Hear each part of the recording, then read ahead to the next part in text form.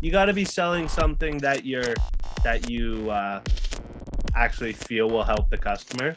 If you don't trust the product, or like they'll see that right away. So you got to actually be sincere when you're selling All right, let's make some money. it. Let's see.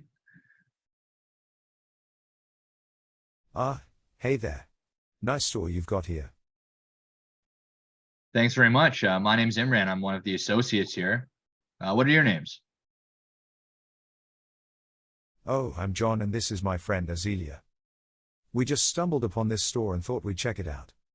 Do you have any pens that you would recommend? Okay, now I usually make a mistake here. I just start talking about all the pens we have. Yeah. Would you do anything different at this point, or what would you do? I would say it totally depends on what you're wanting to use the pen for, because we do have a higher end pen. It's definitely a more expensive pen, but what you get out of that is like great craftsmanship, very smooth when you're writing, perfect if you're doing calligraphy full time.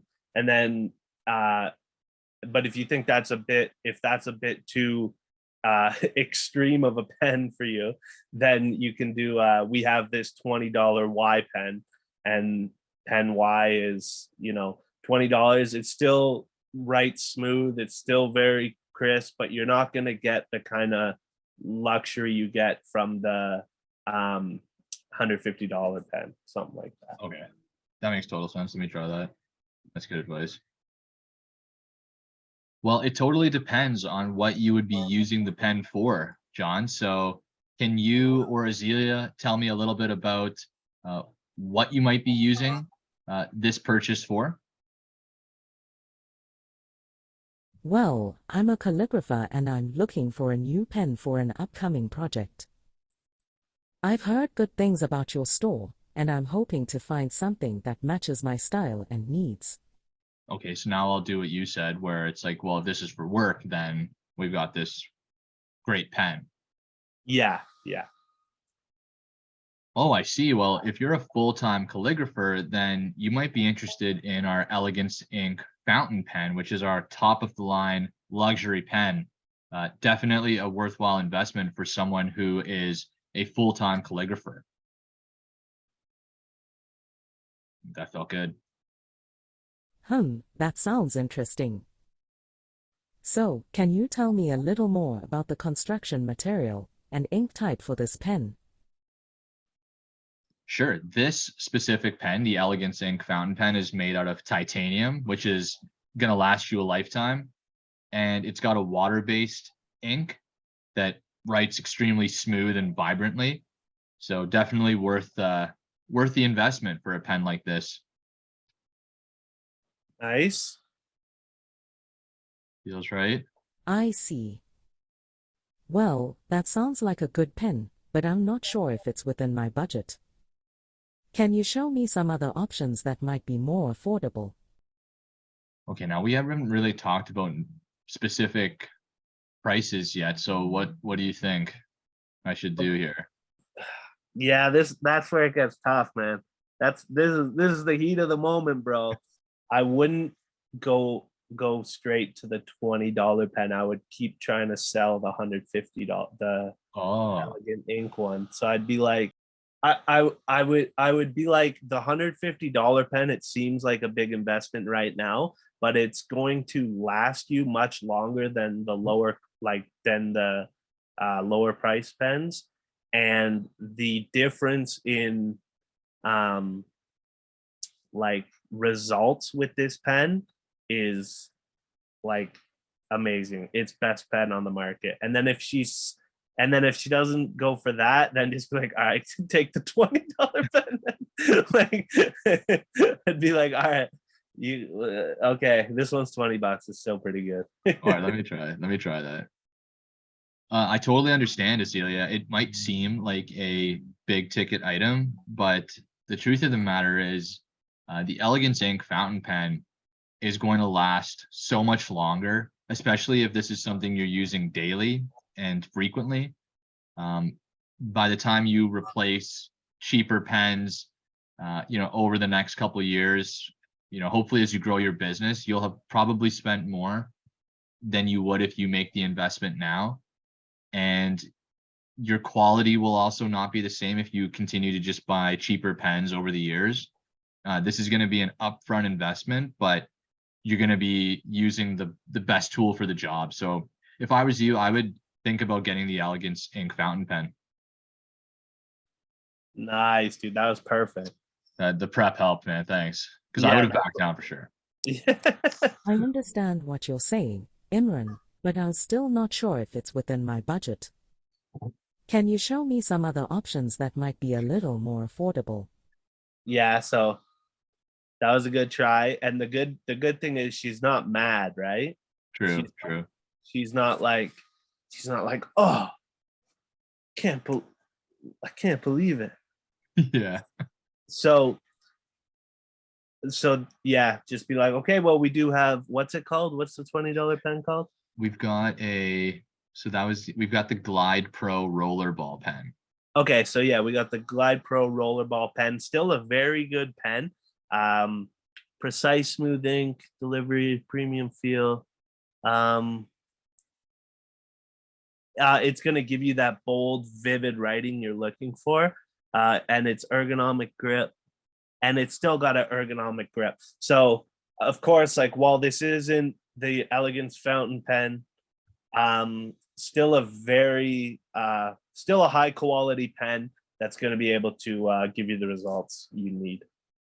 Okay, let me try and say what you said.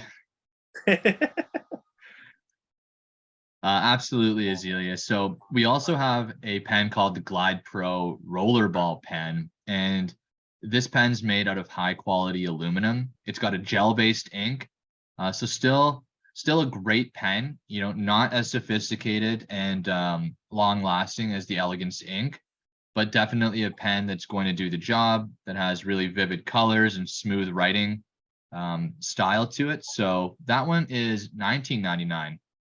Significantly less than the Elegance ink fountain pen. How does that sound? Oh, that was great, man. You're good at that. It's the prep, man. I wouldn't have said it otherwise. That does sound like a good option. Can you show me the Glide Pro rollerball pen, please? Yeah, sure. Here, take a look. We have some scrap paper that you can try it on. So what do you think? Gonna pick one up today? Let's see. I think I'm going to take the Glide Pro rollerball pen. It seems like a good option for me right now, and it's within my budget. Thank you for helping me choose, Imran. All right, man. Yes. She bought That sounds great, Azealia. I'll ring you up. Awesome. Thanks, man. Nice. No problem. Nice. She got that pen. Not the 151, but still pretty good. I know. I was thinking, should I try to sell her two of the cheaper one? Oh, that actually would have been smart too. With Belle, we did a lot of like role playing. Like, someone would come like in person, kind of with like 10 of us in a room.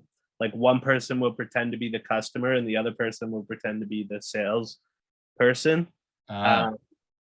So yeah, this is definitely better. That's awesome. Because when you're just getting like random people to role play, like, they don't they don't really know exactly kind of how to handle it. But yeah, I thought it was pretty cool. That was a lot more. It's crazy how like they just are responding to what you say, like, and also it could be like a good like to have two people like we have right now, and like, let's say you were actually like an employee in training and I was actually the supervisor. I could give like real-time feedback and you could, take it, roll with it, and then you could keep going back and forth like, okay, that was good, and it's like a good tool. And then it kind of eliminates having to be in the same place too, which is crazy. Yeah, basically what you and I did, 100%. I was saying a lot and you were like processing it and saying it pretty well. I don't think most people would be able to do that well. Oh, thanks, man. Thanks. But it's helpful because, you know, I haven't met those people before, and then having someone with your experience be like, hey, try this. It's Yeah. way easier because I've done a bunch of these and just not gotten the sale.